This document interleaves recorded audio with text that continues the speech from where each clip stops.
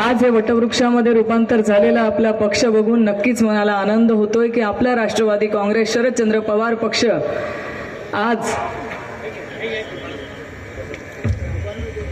संपूर्ण महाराष्ट्रात नाही तर संपूर्ण भारत देशामध्ये एक अलौकिक असं नाव त्यांनी केलंय।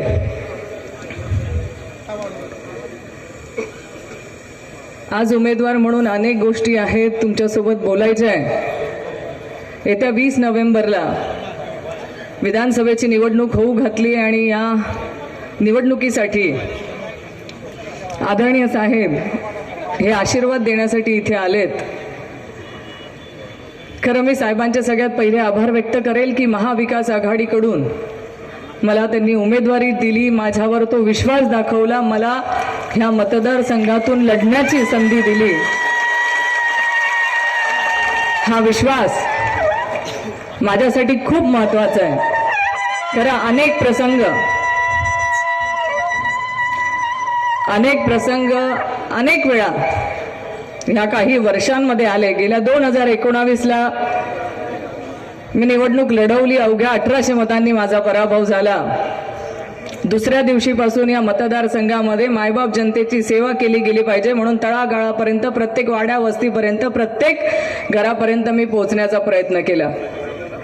आज निवडणुकीला सामोरे जात असताना माझ्या मतदारसंघातल्या लोकांना एकच विनंती आहे। गेल्या 5 वर्ष झाले तुमच्यासाठी लढते, गेल्या 5 वर्ष झाले तुमच्यासाठी, तुमच्या प्रश्नांसाठी, तुमचे प्रश्न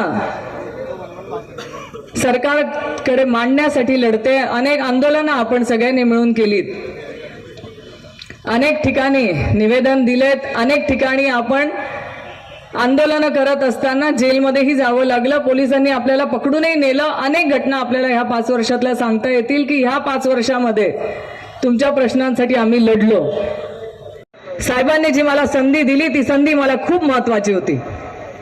आज महाराष्ट्रभर फिरत असताना अनेक लोकांबरोबर संपर्क आला, अनेक लोकांशी संवाद साधता आला आणि अनेक लोकांबरोबर संवाद साधता असताना, वेगवेगळ्या ठिकाणी जात असताना मला माझं कर्तृत्व सिद्ध करता आलं। मला माझ्यातला एक कार्यकर्ता शोधण्यासाठी खूप मदत झाली आणि ती मदत मला आदरणीय पवार साहेबांनी दिली। म्हणून अनेकदा, अनेक वेळा अनेक लोकांनी शंका उपस्थित केल्यात की रोहिणीताई कुठे जाणार आहेत का, पक्ष सोडून जाणार आहे का, पण मी कायम सांगितलं मी घरी बसणं पसंत करेल पण आदरणीय पवार साहेबांना सोडणार नाही नाही नाही। आणि त्याच माध्यमातून अनेकदा अनेक आश्वासनं मिळाली, अनेकदा अनेक लोकांनी पक्षामध्ये येण्याची विनंती जरी केली असली तरी मी ठाम माझ्या विचारावरती होती। जेव्हा मला पवार साहेबांनी हे जेव्हा मला पवार साहेबांना अनेक नेते सोडून गेले त्याही वेळेस अनेक लोकांनी सांगितलं होतं की तिकडे सत्ता आहे, आपण सत्तेच्या विरोधात आहोत, आपण इथे लढणार आहोत। ज्या पक्ष संपलाय त्या पक्षाकडे काहीच नाहीये, नेते नाहीयेत, अशा पक्षामध्ये तुम्ही काय करणार आहात थांबून। त्याही वेळेस मला विश्वास होता तुम्हारे पास गाड़ी, बंगला, धन दौलत, सरकार सब कुछ हो सकता है पर हमारे पास पवार साहेब है और उसके ऊपर हमारा विश्वास है। आणि पवार साहेबांची जादू झाली आणि पवार साहेबांनी लोकसभेमध्ये प्रत्येकाला हे दाखवून दिलं की आदरणीय पवार साहेब काहीही करू शकतात, ठरवलं तर सत्ता पालटवू शकतात। ते लोकसभेमध्ये आपण बघितलं। खरं या मतदारसंघाला वारकरी संप्रदायाचा एक वेगळा इतिहास आहे। 1 रुपयाचा निधी न देण्याचं करंट काम माझ्या विरोधातल्या लोकप्रतिनिधींनी केलंय। तुम्हाला माहिती आहे ह्या मंदिराला 5 वर्षामध्ये कळस विना कळसाने हे मंदिर आहे। कळसाशिवाय मंदिर असतं का आपलं? आज ज्या मंदिराला गेल्या 5 वर्षामध्ये विना कळसाचं ठेवलंय, ज्या आदिशक्ती संत मुक्ताईंच्या नावाने ह्या मुक्ताईनगरचं नाव आदराने संपूर्ण महाराष्ट्रात नाही तर संपूर्ण भारतात घेतलं जातं, त्या आदिशक्ती संत मुक्ताईच्या मंदिरासाठी 1ही रुपया हे गेल्या 5 वर्षामध्ये देऊ शकले नाहीत। हे आमच्या सारख्या अनेक वारकरी संप्रदायामध्ये जे आदिशक्ती संत मुक्ताईंच्या पायाशी जन्माला आले ना त्यांना खंत आहे। का दिला नाही? जाणीवपूर्वक असे अनेक प्रश्न या मतदारसंघामध्ये आहेत. पण माझ्या वतीने मी एवढं नक्की सांगेल की सगळ्यात पहिलं काम आपल्याला काय करायचं असेल आपल्या मतदारसंघामध्ये तर आदिशक्ती संत मुक्ताबाईंचं जो जीर्णोद्धाराचं स्वप्न घेऊन भाऊंनी नाथाभाऊंनी 100 कोटी रुपये या प्रोजेक्टसाठी मंजूर करून हा प्रकल्प पूर्णत्वास नेण्याचं काम मी माझ्या माध्यमातून नक्की करण्याचा प्रयत्न करेल. हेच मंदिर नाही तर मेहूनचं आदिशक्ती संत मुक्ताईंचं मंदिर असेल किंवा आपलं नवीन मुक्ताई मंदिर असेल, ह्या तिघही मंदिरांच्या व्यवस्था तिथे सगळं डेव्हलपमेंट झाल्या पाहिजे, जेथून जे वारकरी लोक आपल्या मुक्ताईमध्ये येतात त्यांना त्यांच्या मंदिरामध्ये आल्यानंतर सगळ्या व्यवस्था करण्यासाठी मी माझ्या माध्यमातून नक्की प्रयत्न करेन. आज मतदारसंघातल्या ज्या उपसा सिंचन योजना आदरणीय नाथाभाऊंच्या काळामध्ये सुरुवात झाल्या, ज्याच्या पाया रोवला गेला, त्या उपसा सिंचन योजना गेल्या 5 वर्षामध्ये यांनी 1 रुपया देखील न आणण्याचं काम केलंय. मला सांगा, ज्या कुरा वडोदा उपसा सिंचन योजनेचं 80% काम पूर्ण झालंय, फक्त 20% काम अपूर्ण आहे. त्या कुरा वडोदा उपसा सिंचन योजनेला हे लोक 5 वर्ष सत्तेमध्ये असताना 1ही रुपया का आणू शकले नाहीत? जर त्या योजनेला पैसा आला असता तर माझ्या कुरा वडोदा परिसरातल्या सगळ्या शेतकरी बांधवांच्या शेतीपर्यंत पाणी गेलं असतं आणि तो परिसर हिरवागार झाला असता. पण इच्छाशक्ती नाही, लोकांसाठी कामं करायची नाहीत. 1 रुपया त्या योजनेसाठी आणला नाही. मुक्ताई उपसा सिंचन योजना असो किंवा बोदवड उपसा सिंचन योजना असो, वरंगा उपसा सिंचन योजना असो, या जर योजना आजूबाजूच्या आपल्या या सगळ्या योजना पूर्ण झाल्या असत्या तर आपल्या मतदारसंघामध्ये पाण्याची गंगा वाहिली असती आणि प्रत्येकाच्या शेतीच्या बांधापर्यंत पाणी गेलं असतं. तुमच्या शेताच्या बांधापर्यंत पाणी गेलं असतं ना, तर आज बोदवड तालुक्यासारखा तालुका दुष्काळग्रस्त राहिला नसता.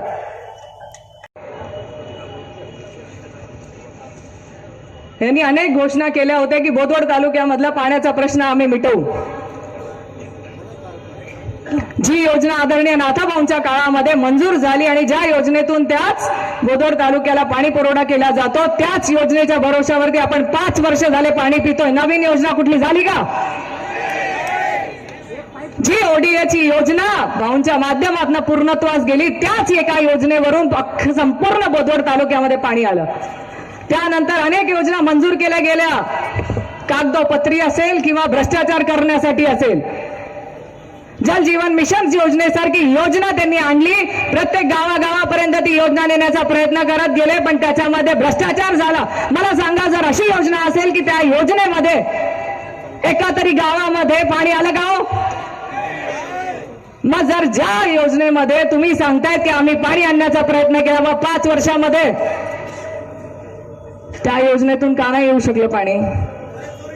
2.5 वर्ष झाले तुम्ही या सरकारमधून त्या योजनेचा गाजावाजा करतायत. एका गावात तरी मला त्या योजनेतून पाणी आलंय का घरापर्यंत ते दाखवावं. अपहार झाले, भ्रष्टाचार झाले. आज जुन्या टाक्या नव्या करून दाखवण्यात आलेल्या आहेत, पाईपलाईन केल्या गेल्या, दाखवल्यात, झालेल्याच नाहीयेत. अनेक तक्रारी केल्या गेल्या. फक्त स्वतःची पोटं भरण्यासाठी या योजना आणल्या गेल्या, तुमच्या माझ्या घरापर्यंत पाणी पोहोचवण्यासाठी नाही. पण मला विश्वास मी तुम्हा सगळ्यांना देऊ इच्छिते, आपण सगळ्यांच्या आशीर्वादाने जर मी निवडून आली तर बोदवड तालुक्यामध्ये आणि मुक्ताईनगर विधानसभा क्षेत्रातील प्रत्येक गावापर्यंत पाणी पोहोचवण्याची नक्की जबाबदारी घेईल. सगळ्यात पहिलं काम मी जे करेल ते तुमच्या घरापर्यंत पाणी पोहोचवण्याचं करेल. आज माझ्या माता भगिनींना पाणी नसल्यामुळे अनेक अडचणींना सामोरे जावं लागतंय. जी योजना नाथाभाऊंनी मंजूर केली होती बोदवड तालुक्यासाठी, त्या योजनेचं बबनराव लोणीकर साहेबांच्या हस्ते उद्घाटन झालं होतं. त्या योजनेला स्थगिती देण्याचं करंट काम यांनीच केलंय, नाहीतर त्या योजनेतून पण तुम्हाला रेग्युलरली पाणी मिळालं असतं. आज शेतीला पाणी नाही, घराला पाणी नाही.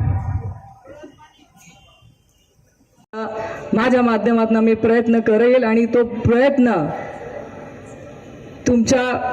तुम्हाला तो दिसेल, तुमच्या घरापर्यंत पाणी आलंय हे पण दिसेल. कारण जर आदरणीय पवार साहेबांनी ठरवलं आणि त्यांच्या मार्गदर्शनाखाली आपलं सरकार आलं तर नक्कीच आपण ते काम पूर्णत्वास नेऊयात. आज मतदारसंघातल्या अनेक तरुण बेरोजगार आहेत. आपण आपल्या माध्यमातून इथे कारखाना आणण्याचा प्रयत्न केला, आपण आपल्या माध्यमातून एक सूतगिरणी उभं करण्याचा प्रयत्न केला, जिथे अनेक लोकांना रोजगार देण्याचा प्रयत्न केला. अनेक ठिकाणी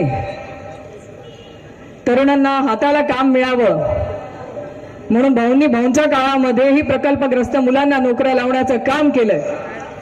तरुणांच्या हाताला काम मिळालं पाहिजे, त्यांना रोजगार मिळाला पाहिजे म्हणून आपण या माध्यमातून संस्था उभा करण्याचा प्रयत्न केलाय. आज ज्या काय कॉलेजेस आहेत, शाळा आहेत, तिथले आपले स्थानिक विद्यार्थीच आज तिथे नोकरी करतायत ना, त्यांच्या हाताला रोजगार मिळाला. अनेक मुलांना नोकरीच्या माध्यमातून स्वतःच्या पायावर उभं राहण्याचा आमच्या माध्यमातून आम्ही प्रयत्न केलाय. याच साठी आज जी माळेगाव चारठाणा पर्यटन अंतर्गत जो टुरिझमचा प्रकल्प आहे तोही आपण भविष्यामध्ये जर पूर्णत्वास नेला तर तिथेही अनेक मुलांना रोजगार मिळू शकतो. या दिशेने मी माझ्या भविष्यामध्ये काम करण्यासाठी एक प्लॅन बनवून आम्ही काम करतोय. मेळसांग जिथे 200 एकरचं बेट आहे, तुम्हाला सगळ्यांना माहिती असेल की जे मेळसांगाच्या जवळपास राहतात त्यांना मध्ये 200 एकरचं बेट आहे. त्या बेटावरती पर्यटन क्षेत्र वनच्या माध्यमातून आपण उत्कृष्टरित्या जर तो डेव्हलप केला तर तिथे लोक येऊ शकतील. तिथे लोक आल्यानंतर जी वर्दळ वाढेल त्या वर्दळीतून तुमच्या माझ्यासारख्या अनेक तरुणांना तिथे रोजगार उपलब्ध होऊ शकतो, हे माझं स्वप्न आहे. अनेकांनी MIDC आणू, MIDC आणणार म्हणून मतदान केलं. मला सांगा, सारोड्याला गेल्यावरती MIDC दिसते का? कुठे गेली? हरवली. MIDC सारखा शब्द दिला तुम्ही 5 वर्षामध्ये ना, तुमच्या कार्यकाळामध्ये मला तर वाटतं 2.5 वर्षाच्या काळामध्ये तुम्ही सरकारचे जावाईच होतात. जे मागितलं ते मिळालं असतं ना, तुम्ही हट्ट केला असता तर मिळालं असतं. इच्छाशक्ती लागते.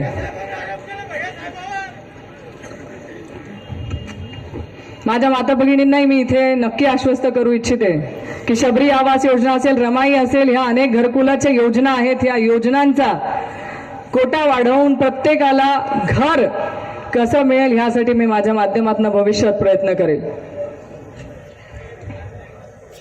आज केळी महामंडळ आपल्या सगळ्यांसाठी, जे रावेर पट्ट्यातली आपली गावं आहेत त्या प्रत्येकासाठी महत्वाचा विषय की जर केळी महामंडळ इथे स्थापित झालं असतं तर आपल्या प्रत्येकाच्या केळीला भाव मिळाला असता. प्रत्येकाच्या शेतीमध्ये पिकवणारा आज जे केळीचं नुकसान होत आहे त्याच्यासाठी आपल्याला भाव मिळाला असता आणि आपल्याला 2 पैसे शिल्लक मिळाले असते. पण एवढा महत्वाचा विषय 2.5 वर्षात तुम्ही ऐकलंय का? 5 वर्षात कधी ऐकलंय की त्यांनी मुद्दा मांडलाय? विधानसभेमध्ये कधीतरी हे विषय मांडलेत का? विधानसभेमध्ये तुमच्या कापाशीच्या भावासाठी कधीतरी बोललेत का? तुमच्या मक्याला भाव मिळाला पाहिजे, तुमच्या सोयाबीनला भाव मिळाला पाहिजे, कधीतरी विधानसभेत प्रश्न उपस्थित केलाय का? तुमच्या पुनर्वसनाचे प्रश्न असतील, तुमच्या पाणी पुरवठ्याची योजना असतील, अनेक तुमचे प्रश्न घेऊन कधीतरी मला सांगा हो, विधानसभेमध्ये आवाज उठवलाय का? मला आठवतं मोजून प्रश्न विधानसभेमध्ये जे मांडलेत, नाथाभाऊंकडून मला भीती आहे. बरोबर, मुद्दे कसे मांडले गेले? रोहिणीताई अशा आहेत, रोहिणीताईंकडून मला भीती आहे, हे भीती आहे, ते भीती आहे, टमकय सगळ्या तक्रारी करायला तुम्हाला विधानसभेमध्ये बोलता आलं. पण माझ्या ह्या मायबाप जनतेचे प्रश्न घेऊन, माझ्या ह्या मायबाप शेतकरी बांधवांचे प्रश्न एकदा तरी मांडलेत का हो? आम्ही आणले. आता 5,000 कोटी रुपये. मी तर संपूर्ण मतदारसंघ फिरतेच, मला आवड आहे प्रत्येक गावापर्यंत, वाड्या वस्त्यांपर्यंत जायची. मला तर काही दिसले नाही. तुम्हाला दिसले का? 5,000 कोटी रुपये जर आपल्या मतदारसंघात आले असते तर कशाला पुरनाड फाट्यावरून कुरा काकोड्याकडे जाताना गड्ड्यांमधून जावं लागलं असतं? कशाला? जे रस्ते खराब झालेत ना, त्या रस्ते बघा जरा. प्रत्येकाची कंबर मोडायची वेळ आली आहे. पुलांची कामं केली म्हणतात ना, ते पुलांचं काम किती निकृष्ट दर्जाचं केलेलं आहे हे मी ठिकठिकाणी सांगू शकते. रस्त्यांची कामं केली आहेत, रस्त्यांची बिलं काढली गेली आहेत, पण रस्त्यांची कामं किती अपूर्ण आहेत हे मी ठिकठिकाणी लाईव्ह व्हिडिओच्या माध्यमातून दाखवत आली आहे. मग पोट कोणाचं भरलं? ठेकेदारांचं. ठेकेदार कोण आहे?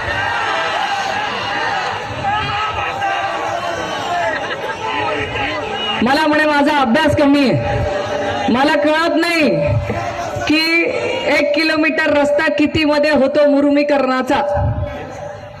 मी त्यांना म्हटलं बरोबर आहे, माझा अभ्यास कमी आहे, कारण ना माझ्या वडिलांनी ठेकेदारी केली ना मी ठेकेदारी केली. त्याच्यामुळे 300 मीटर रस्ता कितीचा होतो मला माहित नाही, 700 मीटर रस्ता कितीचा होतो मला माहित नाही. मला एवढंच कळतं 15 लाख रुपये मंजूर झाले असेल तर जेवढा रस्ता मंजूर झालाय तेवढा 15 लाख रुपयामध्ये पूर्णत्वास गेला पाहिजे. अधिकाऱ्यांना तर कळतं. अधिकारी तेव्हाच बनवून देतात की नाही कोटेशन. मग अधिकाऱ्यांच्या पेक्षा जास्त अभ्यास तुमचा आहे असं वाटत असेल तर बरोबर आहे, ठेकेदारीचा व्यवसाय जुना आहे.